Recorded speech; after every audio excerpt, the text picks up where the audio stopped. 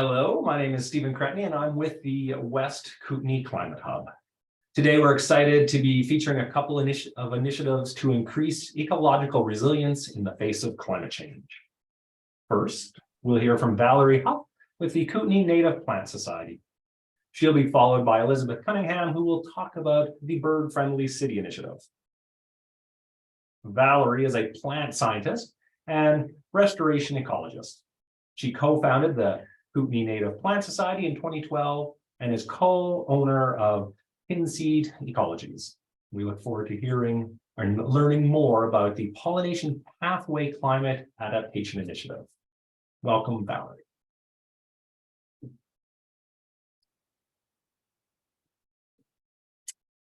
Thanks, Steve. Can everyone see my screen? Is that, can you just let me know that it's working? It looks like it's in, you could go into, we're seeing your presentation mode or speakers mode, not the presentation mode itself. Okay, I don't know how to stop that. You're working our test. I thought we had, I'll shut it off and then I'll start again. Yeah. Okay, stop share. It might just be around the which screen you're sharing when it gives you that option. Okay, is that better? We don't see it sharing just yet. Oh, that's interesting. That's okay. Let me try again. That's why we all got together earlier, right? I know, it worked just fine. It worked right off the bat, and now it's not. It's just the equivalent of being on mute while trying to talk on Zoom. Let's try this. And then I'll put it into... Looking like it's going to be good once you put it in presentation mode. Perfect. Are we better there? Okay. Thank you. All right. So thank you all. And I'd just like to take this opportunity to thank the West Kootenay Climate Hub for all of the inspiring work that you do. I'm a fan. And I really want to thank you for the opportunity to share some of the work of the Pollination Pathway Climate Adaptation Initiative. This is a Kootenay Native Plant Society initiative that's in its third year, and it's occurring in the Lower Columbia region of the West Kootenays. And we focus on the special relationships between plants and their pollinators, and particularly pollination, which is a linchpin that holds our ecosystems together. And this is one of those areas where Western ecological science and traditional wisdom agree, and that is that everything is connected. Or as the amazing ethnobotanist Robin Wall Kimmerer says, all flourishing is mutual. And this, the problem with the sad thing about that is that all declines are mutual. And we're looking at real serious declines in our native plant populations, in our native pollinator populations, and in our native bird populations. So I'm hoping today to make a little bit of a connection with native birds as well. So I'll start off by talking about how pollination is for the birds, which involves a little bit of biodiversity 101. Also, I want to tackle the thorny issue of what is a native plant and which native plants support the greatest variety of native pollinators. And this is kind of some hot off the press work that's coming from our field work that we're doing. That's just, you're going to be seeing some hints today of some of the work that we've been doing. And then I want to talk about just a tiniest little bit about climate change in Camas. So, yeah. So first I want to talk about why pollination is for the birds, right? So obviously birds eat a lot of insects, and they also eat lots of seeds and fruits. So if you have more insects, you have more food for birds, so you have more birds, more insects, you have more pollination, you get more seeds for fruits and birds. It's the web of life. It's pretty obvious. But there's one special relationship that really is that we like to focus on, and that is the special relationship between caterpillars and their co-evolved host plants, right? So birds think caterpillars are completely yummy. And this particular study here, it's by Doug Tallamy. He's a co-author. He's the author of this book, Bringing Nature Home, and it's an amazing book, and I recommend that you all get yourself a copy. And this particular study talks about how the presence of non-native plants can actually interfere with bird reproduction. And this is through the fact that birds need native caterpillars, and native caterpillars are really fussy and they need particular native plants. So this is a really important kind of lynch of biodiversity. Okay, it's not wanting to go to my next slide. Oh, crap. Okay, so a little biodiversity 101. I'm having a bit of trouble with advancing the slide. Okay, so when we think of biodiversity, we usually think of species diversity. So those individual species of plants, of which there are about 2,000 native flowering plants in British Columbia. And this slide is showing some of our beautiful native plants that make our West Kootenay ecosystem special. But it's also, British Columbia is also home to about 500 bird species, 500 plus bee species, a couple of hundred butterfly species, and a couple of thousand moths. So all of this species diversity is what we usually think of about when we think about biodiversity. But it's also really important to think of the other levels of biodiversity, and that is ecosystem diversity. And this is where the species come together to interact and create just amazing wild ecosystems. And the level that is really important from a climate perspective, as well as from a biodiversity perspective, is the genetic diversity. The genes are literally the source of adaptation and resilience for future climates.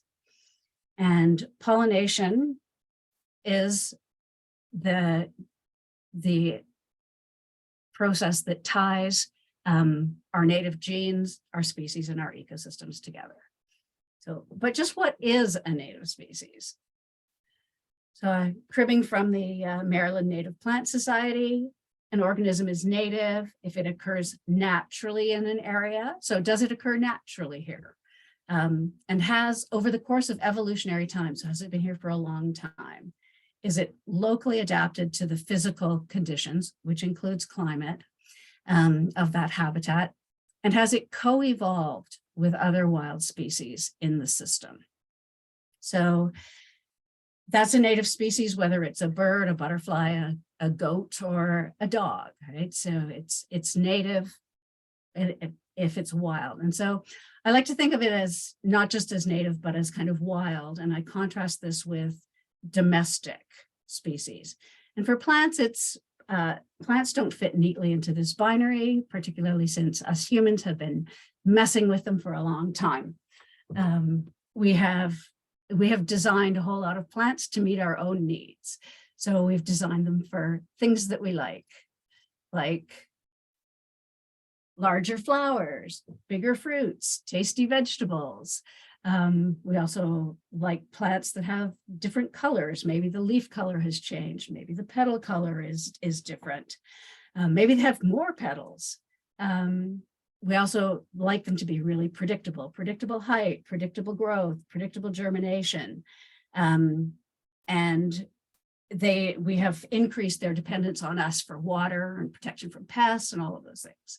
And these are all good things. We all need food and we all need beauty in our systems. But when it comes to wild plants, I think of these as being co-designed by interactions in local ecosystems.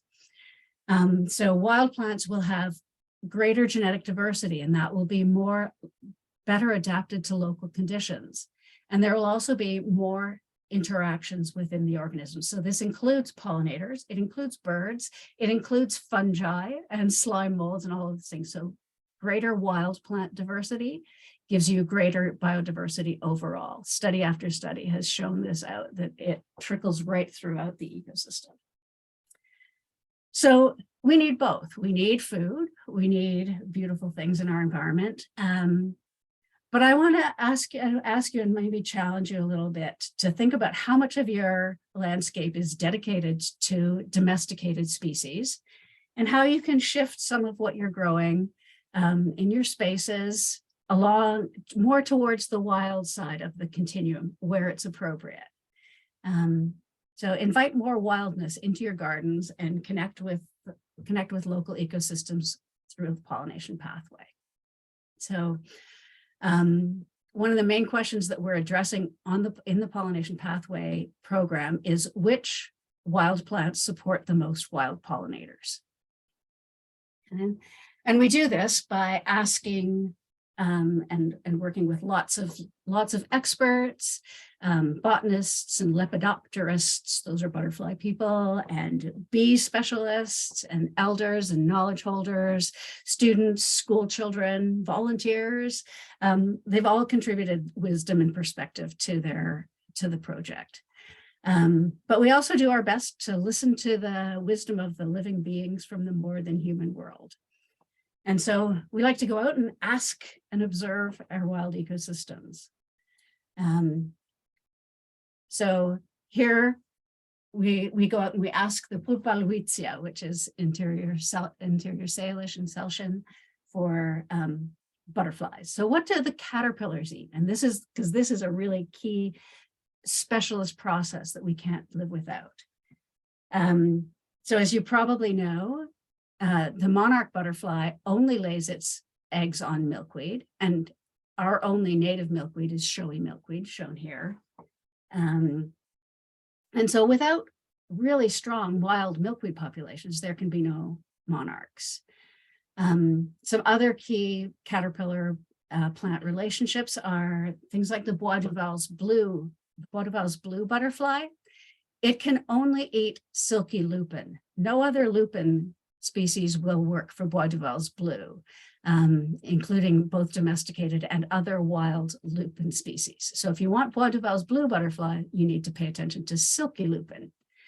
The Melissa blue is considered a climate vulnerable butterfly, and it lays its eggs on wild licorice populations. And then finally on the far right, we have the common checkered skipper, which is a listed butterfly in British Columbia, and it's known only in our area only to use this beautiful scarlet globe mallow. So these rare and or climate vulnerable butterflies need help connecting with wild populations, and we can help them by incorporating some of those particular plants into our gardens. Okay. Now, much less fussy than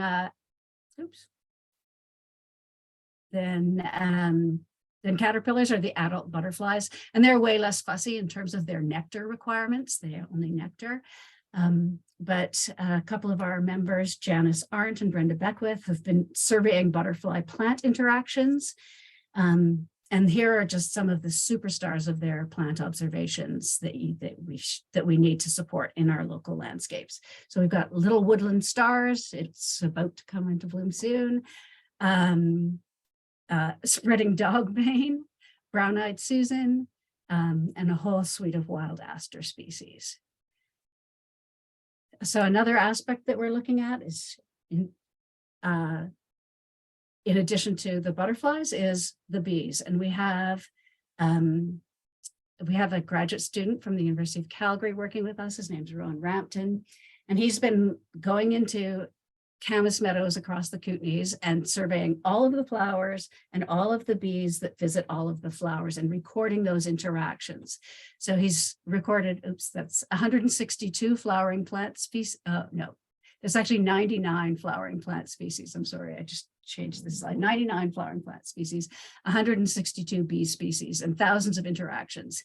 And these interaction networks, if you follow the little this thing here, whatever that's called. Sorry, my brain is recovering from COVID here.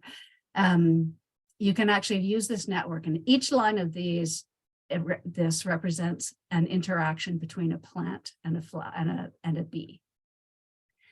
So he's recorded 162 bee species in these really small camas meadows. And that's a quarter of the bee population of British Columbia. 162 is, it's almost a third of the known bees from British Columbia.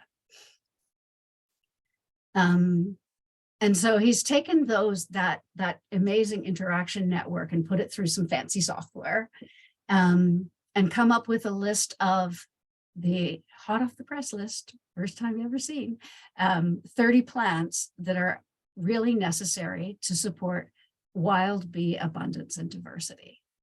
And I will get this list in English to those of you who are interested. So finally, we're asking the plants themselves, as the climate changes, how can we help you adapt? Another aspect of Rowan's research is looking at pollination across an elevation gradient as a proxy for climate change. And we're currently writing up those results as we speak.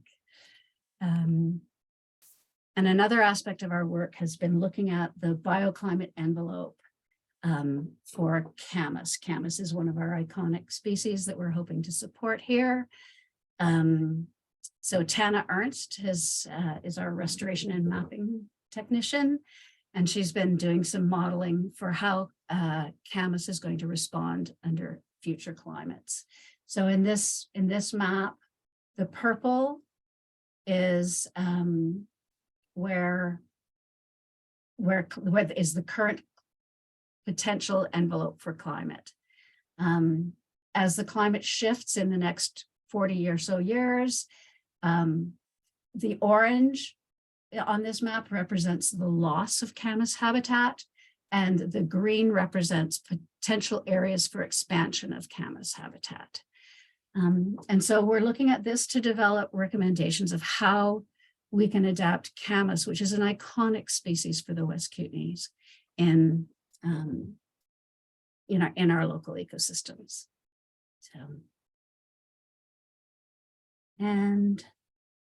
So finally, we really need to think of a new gardening ethic. We need to protect we need to do a better job of protecting our wild ecosystems, and we need to do a better job at connecting with those wild ecosystems through the plants in our garden.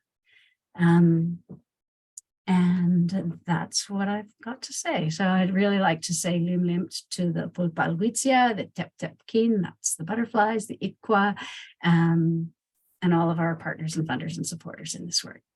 So thank you. Thank you, Valerie. That's an amazing project, and well, certainly makes me want to connect with wild ecosystems more and make my yard more of a host to caterpillars, butterflies, and bees. Will you be, I guess we're going to be sharing this recording anyhow, so people can look back on it, but will you be able to share your presentation with us so we can actually get those lists of plants? Yes, absolutely. Perfect. And we'll send those out in our follow-up email once we have this recording posted. Great. So thanks again, Valerie. That was Thank you. And we will be coming back to Valerie for question and answers at the end. So feel free to put any questions you have for Valerie in the chat, and we'll make sure to ask them at the end. But before we get to that Q&A, we're going to hear from Elizabeth, who lives in Nelson and is a teacher, expressive arts therapist, photographer, and writer. Her interest in the well-being of birds began in 1970 on Toronto Island, where she taught in the outdoor education program there and banded birds with the Toronto Bird Observatory. Her alarm about the decline of the North American bird population by 3 billion since 1970 brought her, can I just say that number again? 3 billion since 1970. So that brought her to the Nature Canada Bird Friendly program to help protect birds in our community. Welcome, Elizabeth. And you are muted, Elizabeth, so just.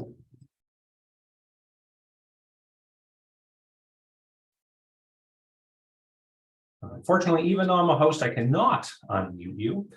If you go to the top, well, where your name is, probably in the top right of your screen. There, we're good. All right, thank you very much.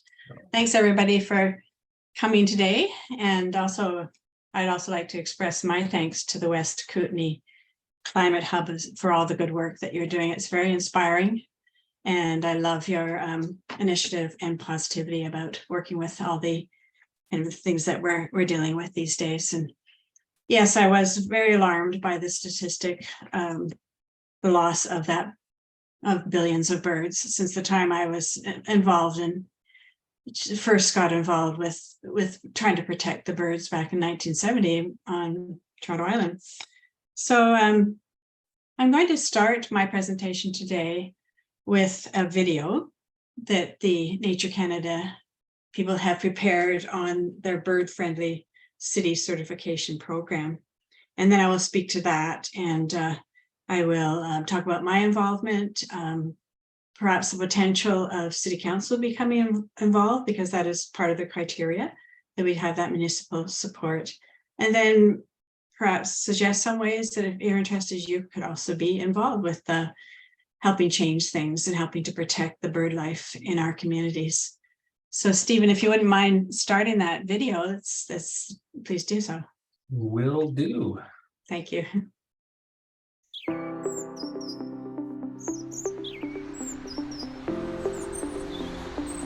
Birds in our cities need help. In the last 50 years, we've lost a quarter of the wild bird population, almost 3 billion birds across North America.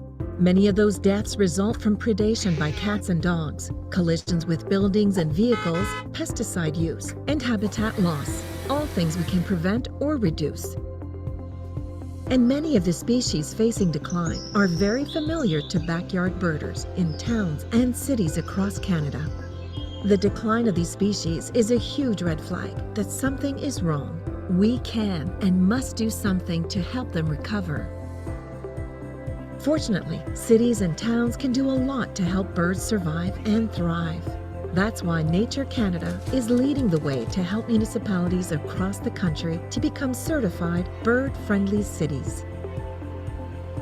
We believe that cities and towns across Canada can be safe places for birds where nature is restored, allowing populations to thrive, and where residents from all walks of life help and celebrate birds together. Nature Canada can help organize resources and develop policies that will help restore and protect bird populations in your communities. By joining the Bird Friendly City program, you can join dozens of other cities taking action to protect our feathered friends. Certification in the program will demonstrate to residents in your city or town how important birds are to the health and well-being of our communities and our planet.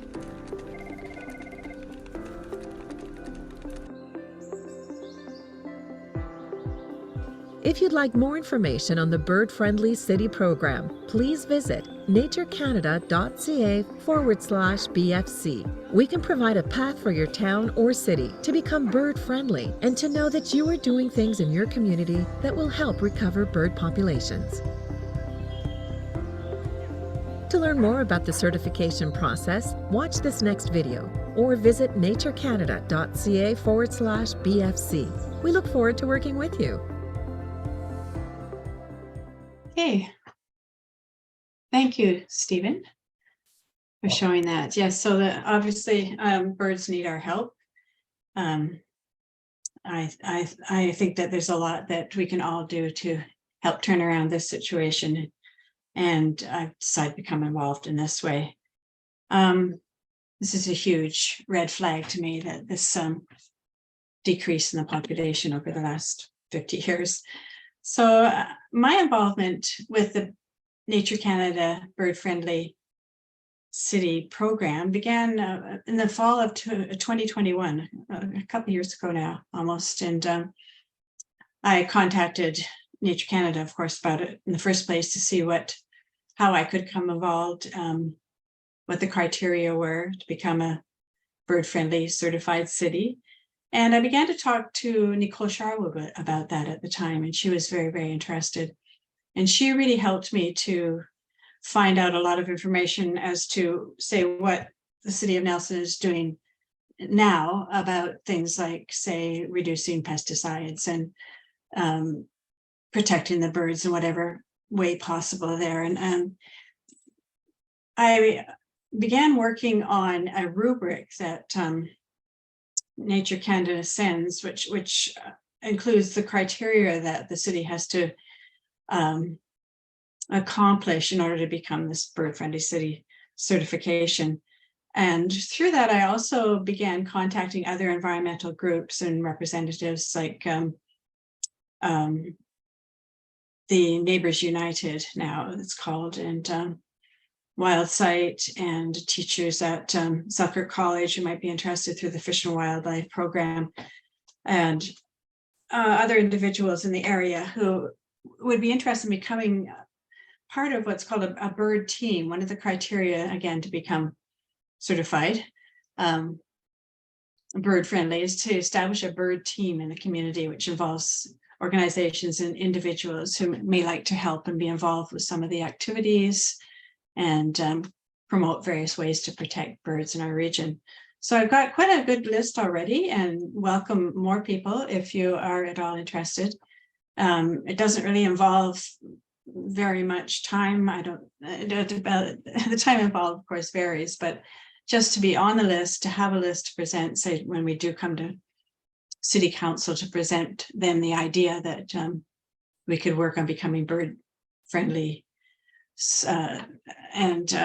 That is, again, another one of the criteria is that we do have City Council participation, some sort of municipal presentation. So this is why I'm going to be bringing it to City Council. I've also done a presentation to the Rotary Club, the Morning Rotary Club, Tuesday morning last year, and there was some interest there in the program as well. It'd be lovely to get organizations like that involved.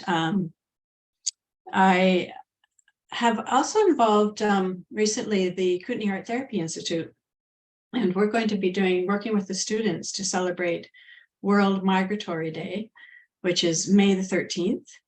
And this is another one of the criteria, is to celebrate these kind of events with the community, to reach out to the community in this way and involve people of all ages, hopefully, in this. And the World Migratory event that I'm organizing with the Kootenay Art Therapy Institute will not only involve that particular day, the May the 13th, with presentations,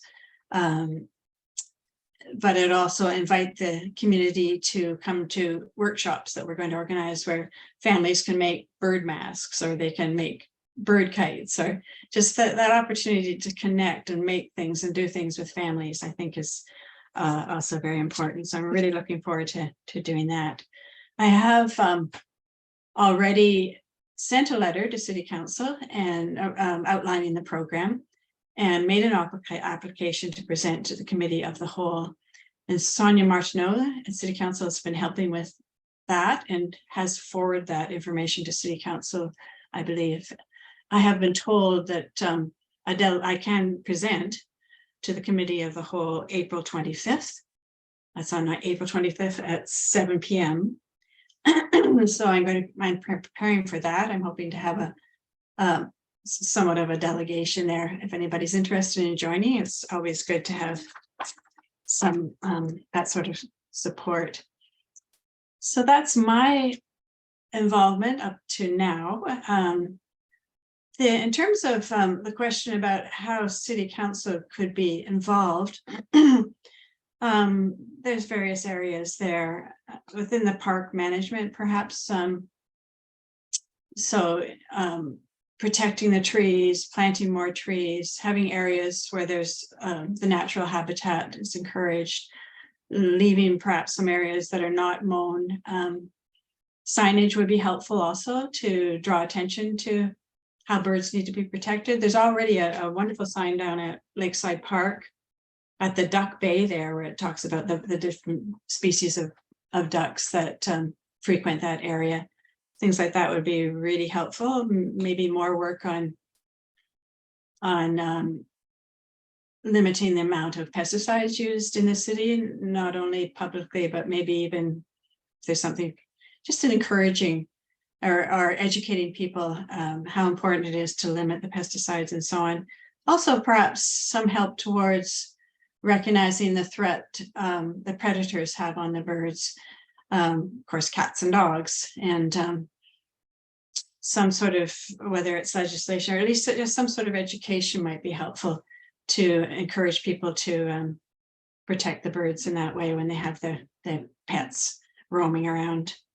Yeah, so I just like to also finish this with some ideas of maybe how you could be involved also in your own backyard there. And Valerie's already mentioned some ideas, I think, too, so perhaps encouraging the native plants and leaving areas that are maybe not mown, and you can get more of a diversity of insects and so on.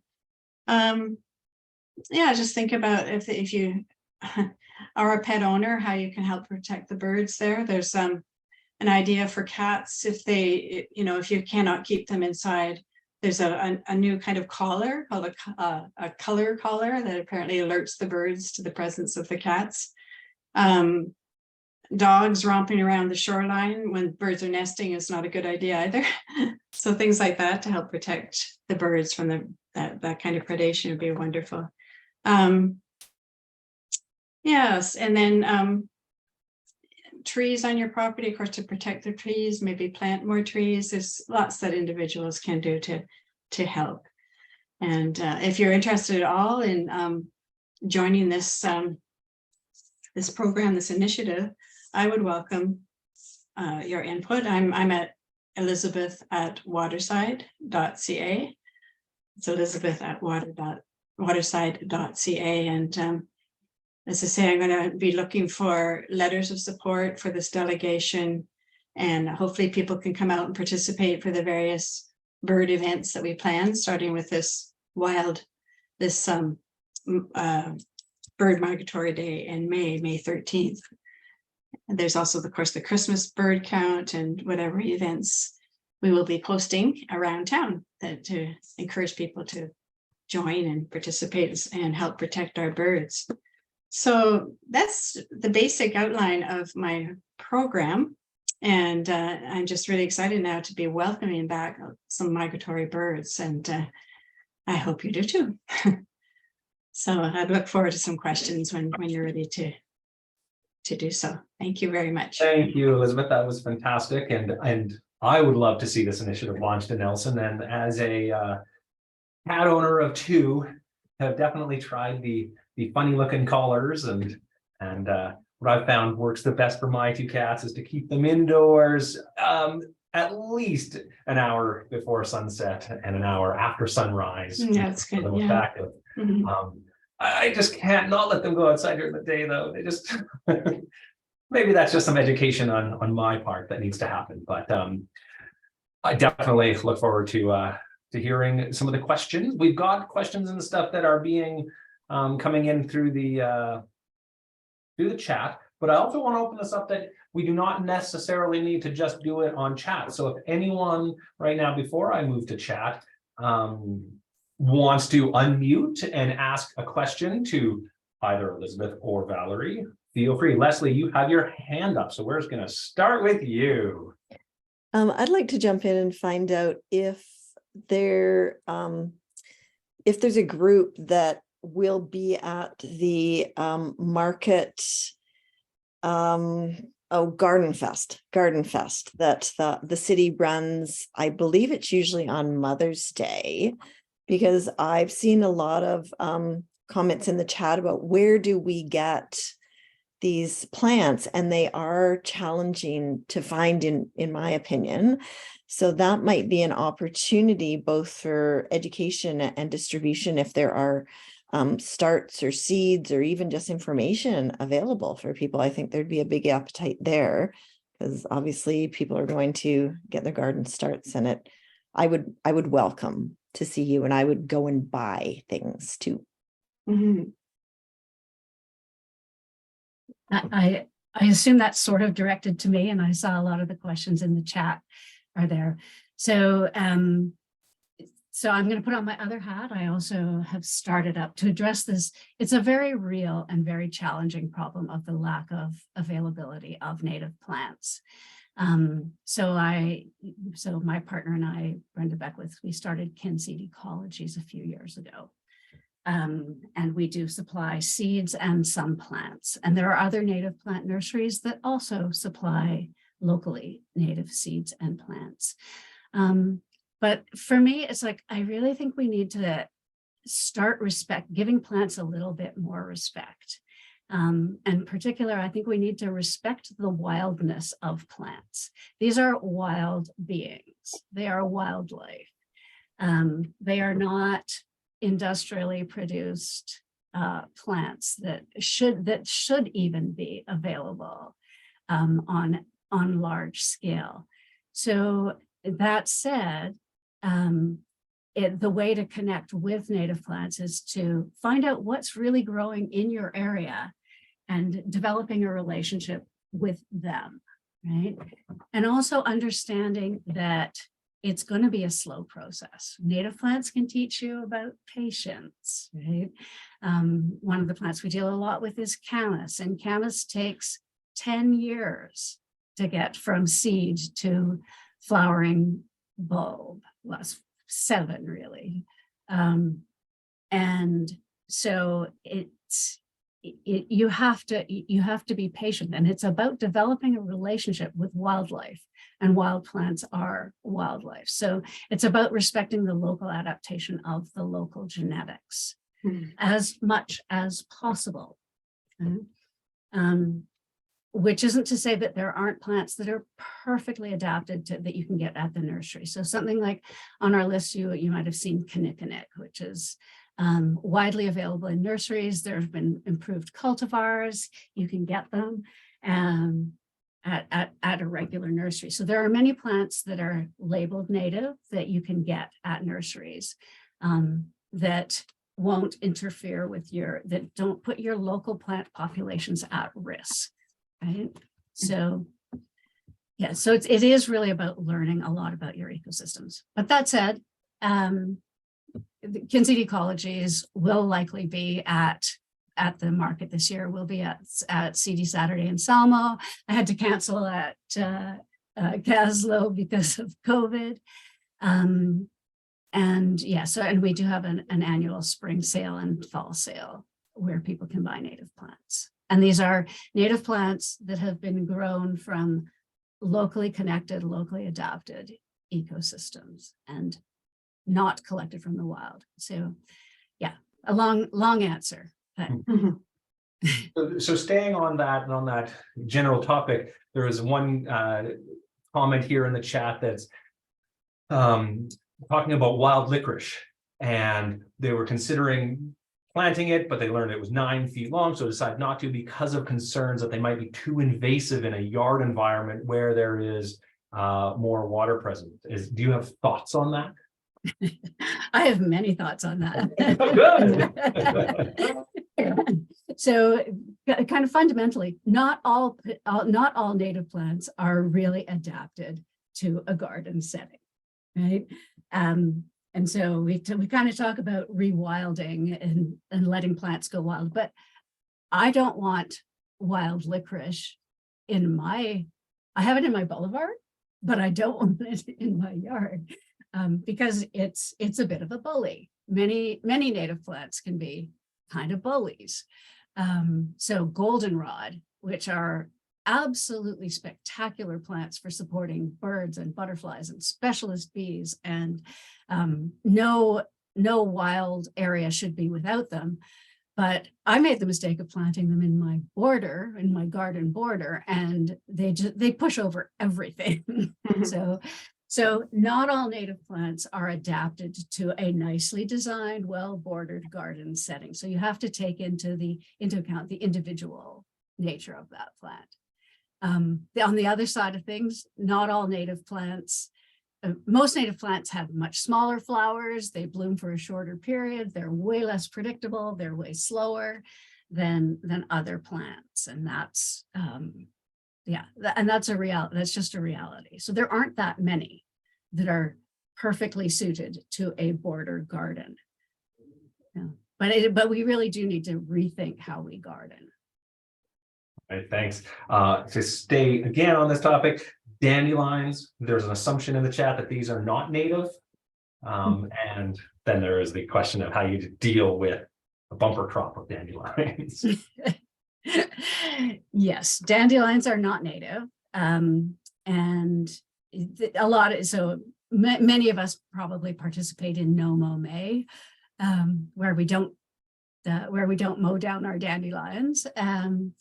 And it's true they are not native. It's also true that they attract a very small suite of bees. They attract honeybees. They're great for honeybees, although their nectar and pollen quality isn't particularly high, so they're not terribly nutritious even for honeybees. But so for me, it's a question of shifting the system rather than, it's like you can't get rid of them by spraying them, but you can shift them gradually and slowly over time to fewer dandelions. So by adding in some annual species and having a few dandelions, quite frankly, I don't think is harmful. I think they're pretty. Agreed. And kids like to have fun with them and play with them. At least mine do. Like me too. To add, I had our neighbors made jelly out of dandelions last year, and I realized how good it was. And I don't think I'm going to have many dandelions around if I'm going to start making dandelion jelly. A new problem and a new solution. Eat your weeds. Elizabeth, there's a question here that I have. Are you optimistic that we can help birds and maintain or even improve their populations? Yeah, doing various, being the friendly city is just one of the many things that obviously need to be done, but yeah. Well, yes, I mean, it's a big problem, but I try to remain optimistic as best as possible in the face of all of our challenges these days. And I also hope and believe that if we all do our even the small parts that we're talking about, it can make a difference to our local populations. But it is a big challenge, yes. Yeah. And as was mentioned in one of the chats, like, it's what is it? Protecting existing habitats is really one of the key things. So outside of the city, exactly, there is all that we can do, and it's a really big part of it. Yeah, it's a really big part of it. Are there any downfalls of a city or community becoming a certified bird-friendly city or community? Like, is there any reason not to? That would probably be a question more for someone involved with city council, I suppose. I can't imagine. I can see that, protecting the birds also helps to protect the natural habitat, as we just mentioned, and overall caring for the whole ecological community as well as our health and well-being. So I can't imagine the downfall or an aspect that would be detrimental. But I haven't had a chance to talk to city council about the pros and cons yet. I'm hoping to get to that stage. Yeah. If there are any questions, I would love to do the research and participate in that discussion. And it was April 25th that you're going to be doing a presentation to the city council? Yes, I haven't been scheduled. I think that now citizens can just come and present, show up and be there and have their 5 minutes or whatever it is that they're given. But that would be the first step. And then if it's something that council wants to consider, I imagine there'd be further meetings involved. And so I'm looking forward to participating in that way. I have high hopes that it will be something they will accept and want to work with. Elizabeth, are you able to explain a bit more about the connection between biodiversity and climate change and how can addressing one help the other? Well, I'm not a scientist. I'm, as I say, an expressive arts therapist and a writer. But I think that it's, again, when you work from the microcosm to the macrocosm, I believe that there would be some positive changes in that sense. So All that's right. what my understanding there, and hope is how we can work. Okay. One question in the chat right now, is there a size limit in terms of the human population size that is needed to be a bird friendly city? So like, can really small communities do it, or? Well, they do have different, Nature Canada has different criteria for the size of the municipality that you're dealing with and trying to meet criteria. So that is differentiated. I think it's we would qualify as of course a smaller municipality compared to Vancouver or Toronto, which are both bird friendly cities certified, as is smaller places like Saanich and Lions Bay in British Columbia. So there's many cities that have joined into this program already. Our criteria are slightly different. I've gone over both rubrics to see what the difference is. It doesn't vary a lot, but there are some specifics that we're working on because we are a smaller population. Nice. Just scrolling through here. If anyone wants to jump on and ask a question live, feel free to jump in. I'm just scrolling and seeing if there's other questions that have come in. I'll ask a question then. Because so last year I started a project of growing native plants on my boulevard and my adjacent yard, the unfenced area. And it was a real challenge finding plants. So I basically researched the plants that grow in the area that would be drought tolerant and deer tolerant. It took a long time. So I'm hoping to share the list in the East Kootenays. And then I went online to pursue finding the plants, which was really, really hard because they're not in any local nurseries. And some seed I was able to purchase and try to grow, and some were successful and some weren't. And then near the end of the process last spring, I found a nursery in Okotoks called Wild About Flowers. And they have quite an assortment of native plants that you can buy seed or plugs for.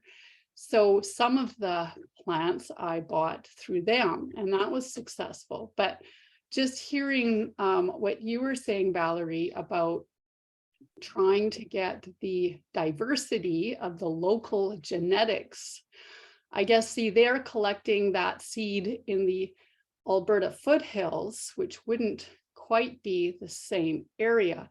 But at the same time, like of course, I don't want to dig up plants in the nature here. I could collect seed, and I've started doing that for some plants that I haven't been able to find through that nursery.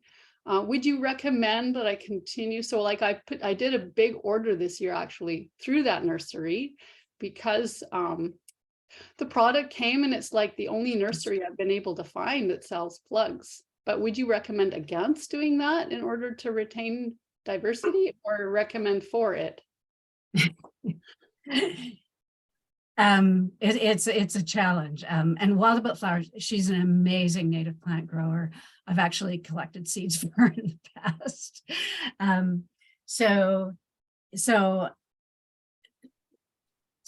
it's challenging. So yes, there's likely to be really good diversity in the seeds that she's growing. I also know that she takes really close care of the genetics of her seeds, right? So including by bringing in new populations. From a climate change perspective, it might not be the best direction, because you'll be going slightly down in elevation and to a slightly warmer, drier climate, perhaps. So I couldn't tell you that for sure. But you have Kootenay Native Plant Nursery in near Kimberley. Kinseed Ecologies, which is my business. We've also done some seed collecting in the East Kootenay, and Brenda will actually, she'll be at the Invermere Festival, Wings Over the Rockies Festival in May, and we'll likely have native seeds and plants from seeds that we've collected in the East Kootenay. And that's from the Kinsey Ecology, you said? Yeah, Kinsey Okay. Ecologies. Now, what Yeah. was the one you said by Kimberly? It's called Nupku. It's a commercial nursery. Yeah. So And- I've been to Nootka, but they only have like literally about 3 species that would be for the yard, like really just pearly everlasting, fireweed, and black hawthorn, because they actually market more towards Yeah. For restoration. restoration of mines. Then there's Yeah. really only a few species. So send me an email and we can talk. Okay, that sounds good. Thanks. Yeah. And congratulations on what you're doing. Yeah. I also connect with the Rocky Mountain Naturalists, because we worked with them last year on doing some seed collection workshops in the East Kootenay. Yeah, I Um, remember, actually. You remember, and there is someone in Cranbrook, there is a Rocky Mountain Naturalist in Cranbrook who has a delightful native plant garden. That's not you, is it? Not that I'm aware of. I have some, Okay. but I haven't, it's not complete. They were all the right species. Oh, I send think, I think it was me, actually. Yes, No. I walked by. Yeah, okay, sorry. So congratulations, you're doing a great job. But yeah, just send me an email and I'll hook you up. Valerie, is there local genetics milkweed in the Creston Valley? Okay, yeah, there was that milkweed question. So we have, there is milkweed in the East Kootenays, in the trench, and there's milkweed in the West Kootenays. Showy milkweed is our native milkweed. I'm not aware of any in the Creston Valley. And that could be because it never naturally occurred there, or it could be because we just did a really good job of spraying it out. It's not, most agricultural places are not fans of milkweed. So we're really trying to reverse that decline as well. So we at Kinseed, we have both West Kootenay and East Kootenay ecotypes of milkweed seed. So Thanks. And someone's asked you to talk about the camas propagation at the Selkirk's Myrrh Garden. okay. Sorry if I. We're doing a lot.